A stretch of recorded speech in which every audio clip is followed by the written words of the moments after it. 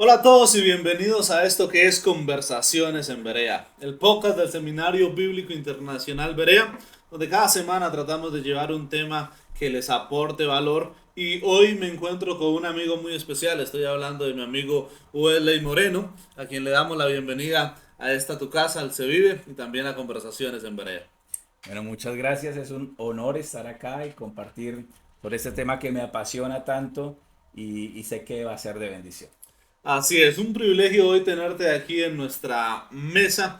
Hoy vamos a hablar acerca de finanzas, un tema muy importante, un tema muy relevante y que a veces no le damos el espacio y el tiempo que merece. Por eso hemos traído este tema aquí a Conversaciones en Berea. Así que ustedes que están allí siguiéndonos a través de YouTube, a través de Facebook, les animo para que puedan compartir este tiempo con otros y también a los que nos escuchan a través de Spotify, bueno, permanezcan ahí muy conectaditos mientras tal vez están haciendo otra actividad, pero saquen papel y lápiz porque hoy vamos a compartir algunas cosas bien especiales.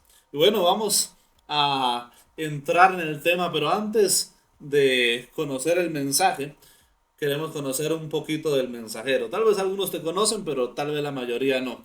Tenemos un público joven que nos siguen, estudiantes, egresados, también amigos del Cevive. Tenemos un grupo muy especial de personas que nos apoyan de diferentes maneras y que reciben este podcast. ¿Quién es Welle Moreno?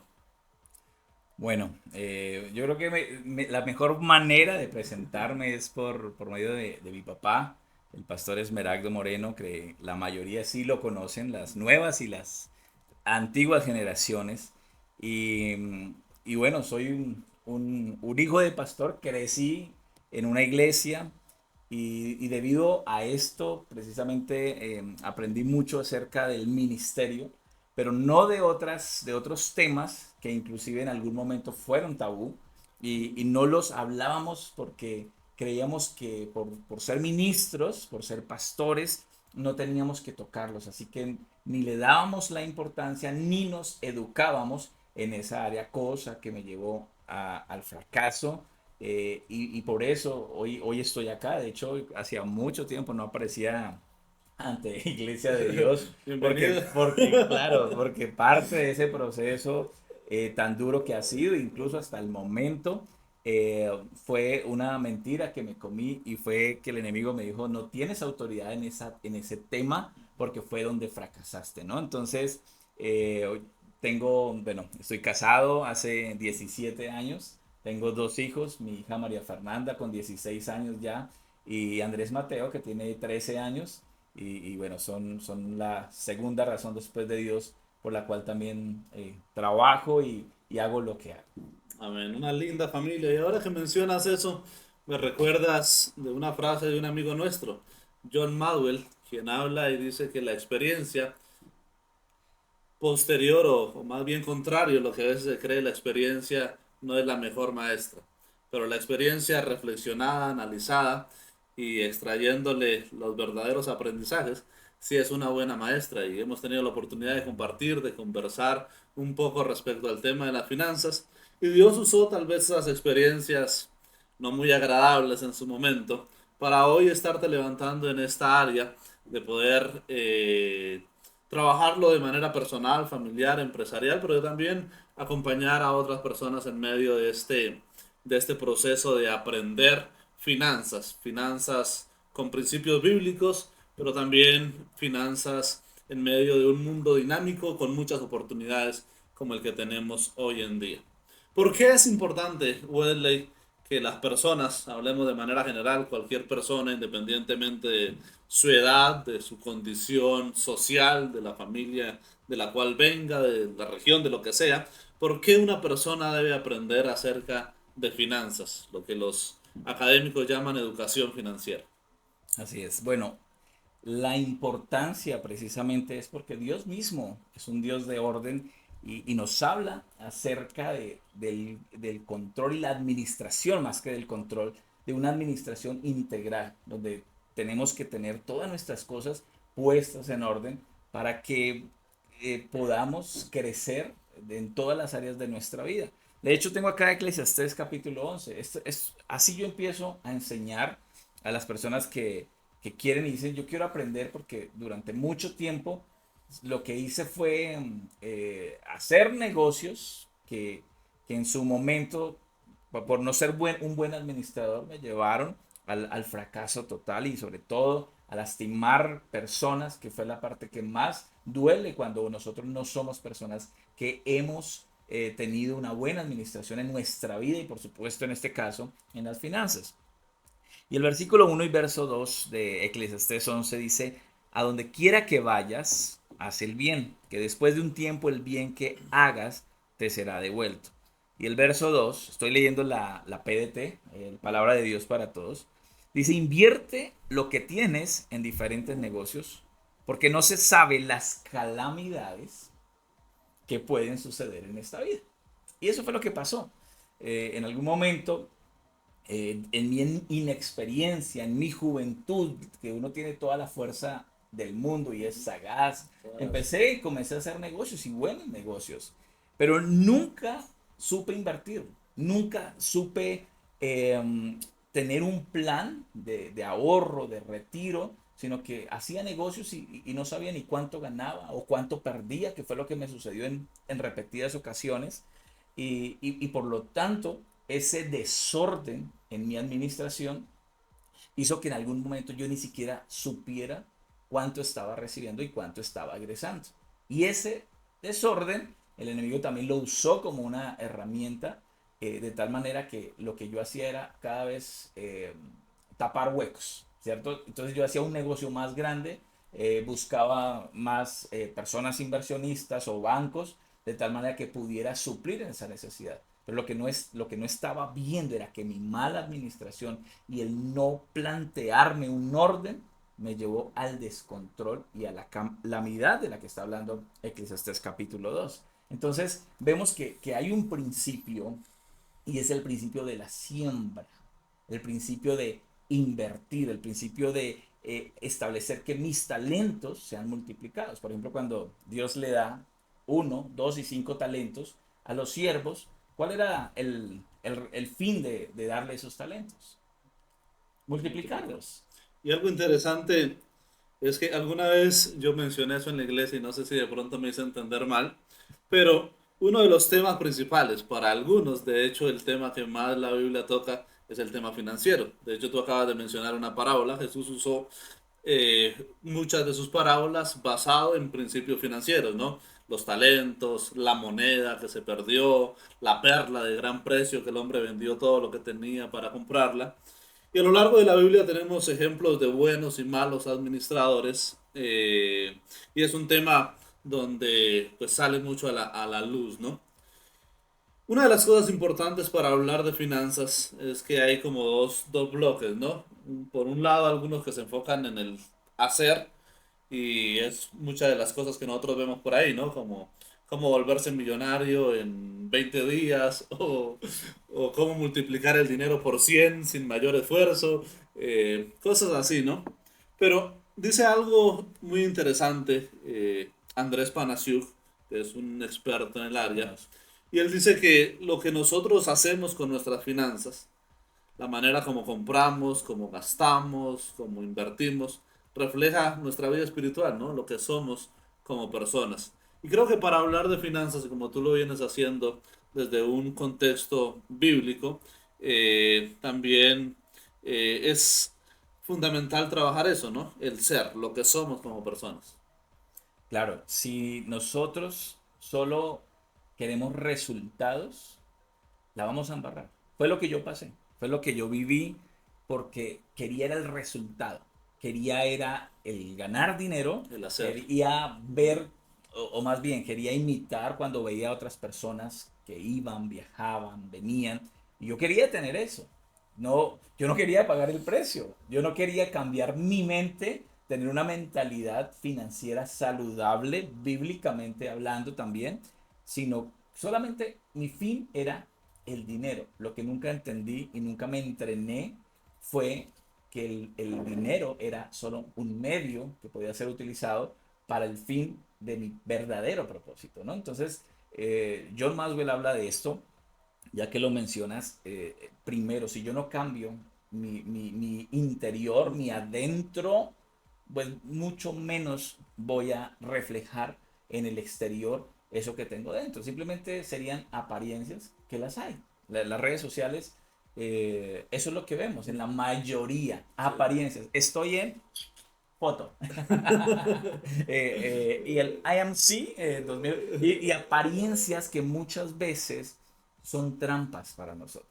Y yo soy de los que he Bueno, aprendido en este tiempo con el iPhone que todavía faltan 54 cuotas por pagar, para pero tal cual. De hecho, miraba en estos días un reel acerca de alguien que decía, tienes el iPhone 15 el último. Sí, sí, sí, tengo el iPhone 15 y empezó a hablar de todo y mis amigos, oye, regálame un minuto. No tengo saldo.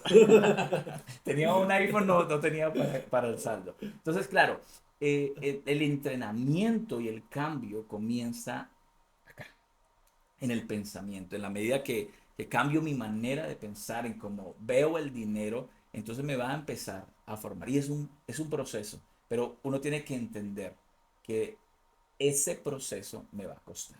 Y cuando hablo de costo, no me refiero solamente a lo económico, sino un costo de proceso, de tiempo, de entrenamiento, de abstinencia de muchas cosas. Porque en este tiempo, cuando yo pasé las duras y las maduras, aún en la escasez, y por eso siempre digo que no se trata, hay gente que dice, no ahorro porque no tengo dinero.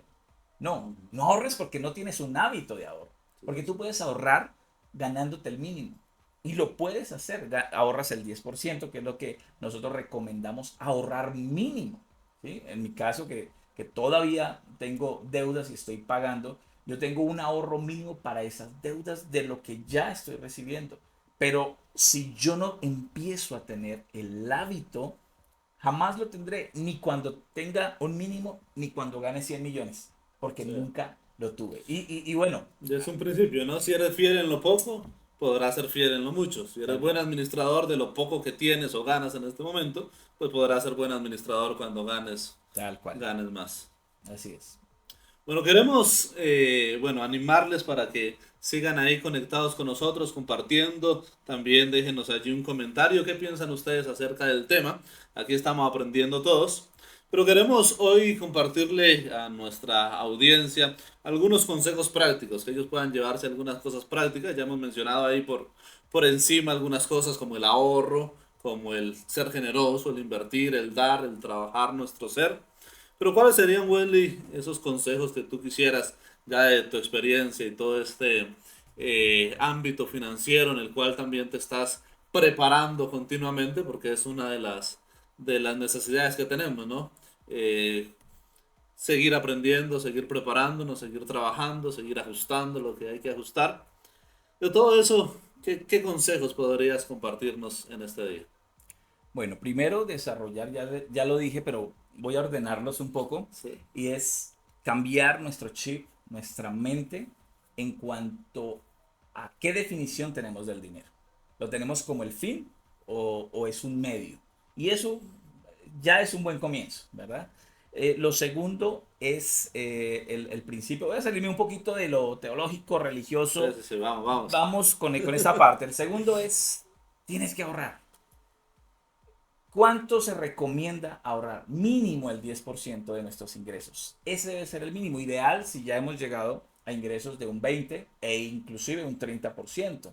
Tengo personas en la academia que están ahorrando cerca del 30%, pero ellos lo lograron porque ya tienen unos hábitos que llevan un buen tiempo. Entonces, yo entiendo que alguien podrá decir, pero ¿cómo voy a ahorrar el 30 si me gano el mínimo? O sea, no podría. Y dependiendo el caso, ¿no? Hay jóvenes, por ejemplo, los seminaristas, que los veo súper jóvenes, ellos podrían ahorrar incluso el 70%, porque viven en Comen, casa. duermen, Por se favor. educan aquí y Tal, hasta ofrenda les damos a veces. tal cual, ellos pueden ahorrar el 60-70%. Ese es un muy buen hábito. Aquella época cuando no teníamos hijos, ¿verdad? Tal cual, eso ya, Mensualidades por pagar, pañales por comprar. sí, tal cual. Listos. Para iniciar entonces, de lo que recibimos, el 20% no nos pertenece, ¿no? 10% entendemos nosotros que es lo que le corresponde a Dios. Ahí no tiene discusión. 10% que debe convertirse también en un principio y una ley, ¿no? Vamos a ahorrar lo mínimo, mínimo. Entonces, si hacemos esas dos cosas fundamentales para iniciar, ¿qué hacemos con nuestro 80% restante? ¿Cómo empezamos a trabajar ahí? Qué bueno. Lo siguiente es hacer un presupuesto basado en nuestra realidad. Eso a mí me costó mucho. Porque yo decía, ¿cómo voy a vivir con 1.200.000? O sea, en serio, ¿cómo voy a pagar arriendo? ¿Cómo voy a hacer? Pero yo decía, es nuestra realidad. Entonces, ya no puedes tener a tus hijos en este colegio, ya no puedes comer afuera en la calle, ya no puedes permitirte ese privilegio, o sea, ya iPhone no, ahora tocaba la panelita y me costó porque en algún momento me acostumbré a un estilo de vida que era falso y cuando viene la realidad y el golpe con la realidad, tuve que ajustar y el presupuesto, ese es el problema, que a veces hacemos presupuestos alegres. No, los presupuestos tienen que ser reales. Es sentarnos con nuestra esposa y nuestros hijos, si están grandes, y decirles, esta es nuestra realidad. Si ganamos entre los dos, esposo y esposa, 3 millones de pesos, tenemos que mirar cómo con el 80% que serían 3 por 2 6, estamos hablando de 2.400.000, hacemos un presupuesto realista. Pero aquí va otra. De ese 10% de ahorro, hay algo que mi mentor en finanzas me dice, ¿lo puedo decir? ¿Lo puedo nombrar? Claro, claro, hagámosle Ok. promoción de pronto. Lo etiquetamos para ver si se De viene etiquetado, una de promoción de pronto nos estas. ve, de pronto viene para acá. Bueno, uno de mis mentores financieros es Álvaro Luque. Y él nos dice en cada una de las reuniones que hemos tenido, de las oportunidades que lo hemos escuchado, de hecho tuviste el privilegio de Sí, escucharlo de primera mano, y él nos dice, el ahorro por sí solo nos ayuda a tener un hábito.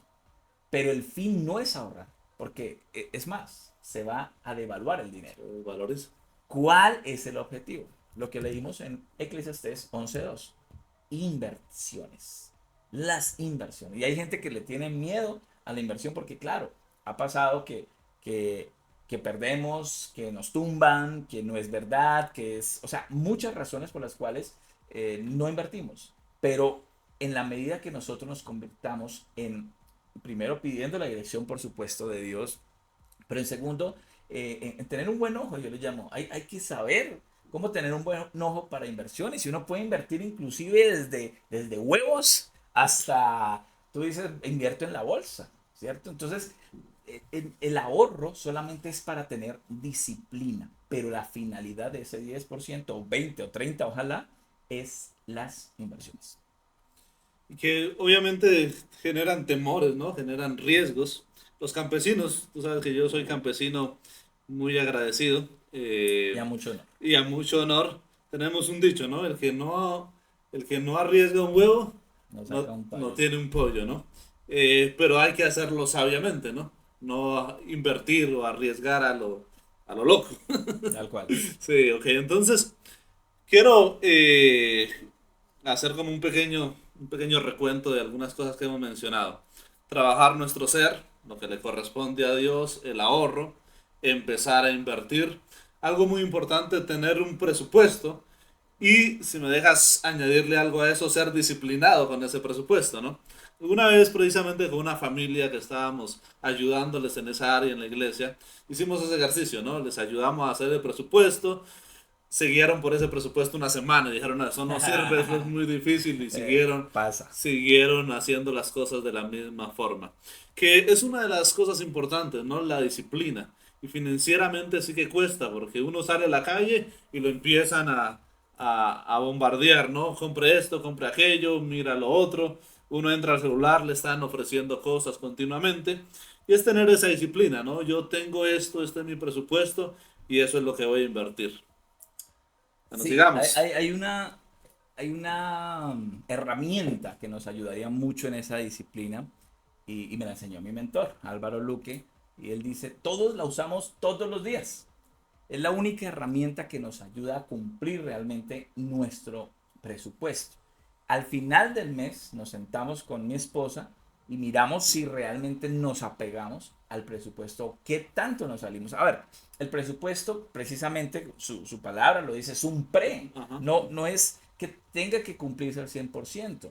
Sin embargo, sí debe tener una gabela de no más del 20%. Yo no puedo decir, hice un presupuesto de 1.500.000 y me gasté 5. No, ya estás fuera de base. Pero, oye, hice un presupuesto de 1.500.000, me gasté 1.600.000. Es normal. Hay cosas que suceden, no las teníamos previstas. Entonces tampoco no es que el presupuesto tenga que cumplirse al 100%. Y algo importante ahí es que en el presupuesto contemplamos nosotros ingresos, egresos, ¿no? Si cambian nuestros ingresos positivamente, o sea, si recibimos más, no hay ningún problema, o sea, que llegue el dinero. Donde generalmente está el problema es en los egresos, ¿no? Tal cual. Que sale más dinero del que nosotros estamos recibiendo. Tal cual.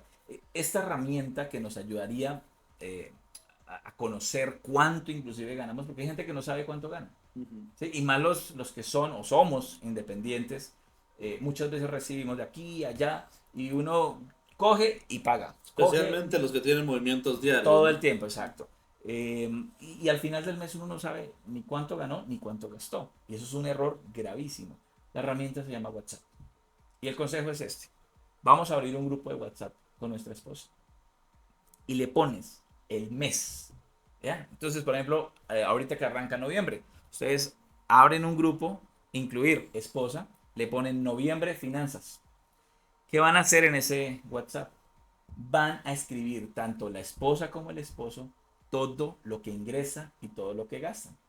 En la forma de ingreso lo van a poner como un más. Más 50.000. Pago de una clase.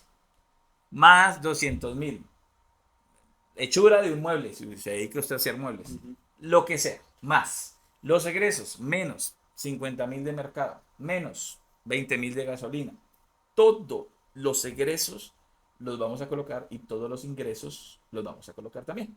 Solo que los distinguimos con un más y un menos. Al final del mes hay que sentarnos. Nos vamos a demorar 1 hora, 2 horas, pero es bueno el ejercicio. Porque vamos a decir, ok, amor, vamos a pasar de este WhatsApp a este Excel. Yo facilito las plantillas y si alguien quiere la plantilla, les voy a hacer ese obsequio. Les voy a regalar una plantilla de cómo pasar del presupuesto a la contabilidad real. Y esto nos ha cambiado la vida. O sea, ahora nosotros Ah, podemos decir, wow, cuando yo hago el ejercicio, yo no sabía que este mes me entraron 3 millones de pesos, ¿cierto? Y uno dice, oiga, qué bueno, qué chévere, o qué malo, estuvo bajito. Y lo mismo, nos gastamos 2.950, no puede ser. O sea, me pasé completamente. Entonces, esto nos ayuda a ponernos en perspectiva y a decir qué cosas estamos fallando. Entonces, nosotros tomamos decisiones en diciembre. Mira, nos gastamos 200.000 en comidas afuera. ¿sabes qué? Ahora me hace recordar de un libro que estaba leyendo estos días atrás. Algo importante e interesante. Según el autor del libro, no lo recuerdo porque es en inglés. Y si lo digo seguro lo voy a embarrar. Pero él decía algo importante. Él decía, una de las tres principales causas por las cuales las parejas se separan, las familias se terminan, es lo financiero. Sí, es verdad. El mal uso de las finanzas. Porque cuando no hay dinero en la casa, porque cuando hay deudas, porque cuando el esposo gasta y la esposa no sabe, porque cuando la esposa también es la que gasta y el esposo no sabe o no saben cuánto ganan, pues eso genera desconfianza, genera muchos problemas y es una de las tres causas principales por las cuales las parejas se separan. Con ese consejo que tú nos estás dando y gracias de paso por el obsequio que nos estás allí ofreciendo, pero vamos a colocarlo con algo de esfuerzo también, ¿no? Déjenos ahí un comentario, ¿no? Déjenos un comentario, un mensaje por interno. Quienes quieren este obsequio que gentilmente Welley nos está obsequiando. A él le costó varios miles de dólares todo este proceso, pero nos está dando gratis. ¡Qué bendición! Así que ese consejo que tú nos das puede estar, además de ayudándonos financieramente, evitando un- una posible causa de un divorcio, una separación, tantas cosas que Una quiebra. una quiebra. Tal cual.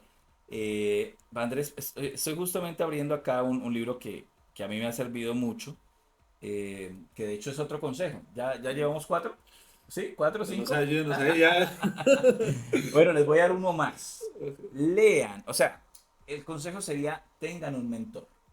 Y uno de mis mentores, sin saberlo, por supuesto, vuelvo y repito, por ejemplo, Álvaro Luque, lo es porque compré su programa, pero, pero uno de los que me ha ayudado es Andrés Panasiuk, que lo mencionabas hace un Sí, momento, y él en el libro Un equipo ganador habla de la muy bueno. estadística de más del 70% de los divorcios en Latinoamérica, la primera causa son las Las finanzas. finanzas. Es increíble esto.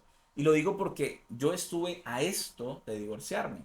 Cuando nosotros pasamos esa crisis tremenda, hace 11 años, vamos a cumplir 11 años, lo primero que pensamos fue en el divorcio. O sea, ya acá no hay nada que hacer, las deudas que tenía, que de hecho todavía, lo que pasa es que la diferencia está en la mentalidad que ahora tengo y de cómo hoy estoy estableciendo un plan precisamente porque mi meta es, le he dicho a Dios, permíteme poder resarcir hasta donde tú me digas en tus fuerzas, pero que mi compromiso sea eso.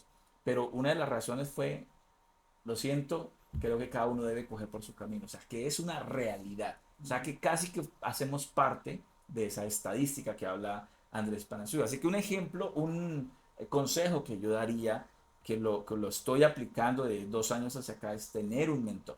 Tener mentores o un mentor que tenga autoridad en el tema, por supuesto, que yo pueda ver sus logros, sus éxitos, que lo esté haciendo y que me ayude de la mano para decirme los pasos que debo hacer. Entonces, creo que este completaría el quinto consejo de este día para el manejo de las finanzas. Wow, yo creo que esto ha sido realmente un tiempo muy edificante el que hemos tenido aquí. Ya para estos minutos que llevamos, los productores empiezan a decirnos, no, eso está muy largo, por favor, vayan ya acabando.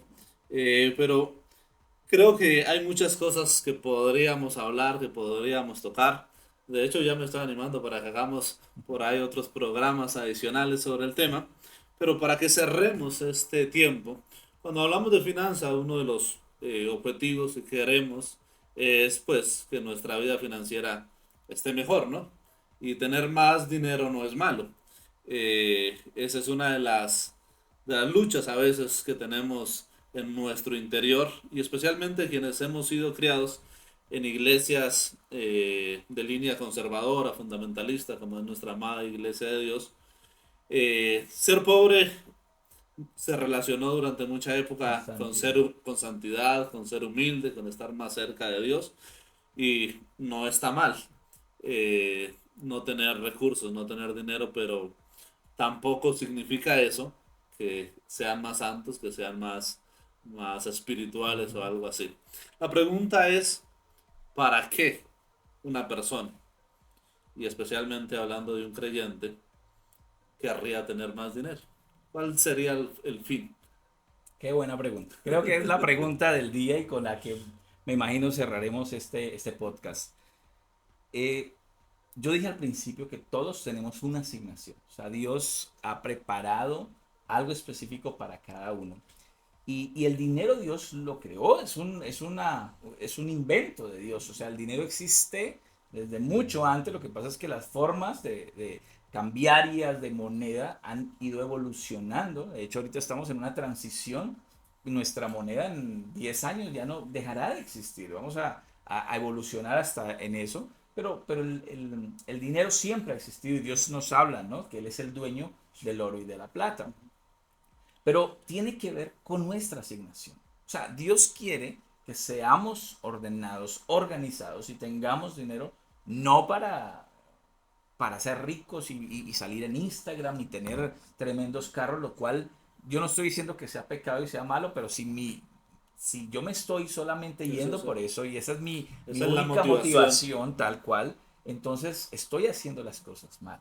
Dios quiere que todo lo que yo gane, todo lo que yo haga, sea siempre pensando en el otro, el agregar valor a los demás, el que yo pueda llevar la palabra de Dios. En estos días alguien muy cercano me decía, yo veo que Dios nos está bendiciendo mucho, ellos están en Estados Unidos, y nos está bendiciendo mucho, pero a veces siento que la parte de la evangelización, de ir, no la estamos cumpliendo. Y yo les decía, miren, a veces Dios a uno los ha bendecido y les ha dado una unción especial en hacer dinero. Pero ustedes, les pregunté, ¿están diezmando? Me dijo, claro. Y es más, ayudamos a misioneros. Yo le dije, ahí está.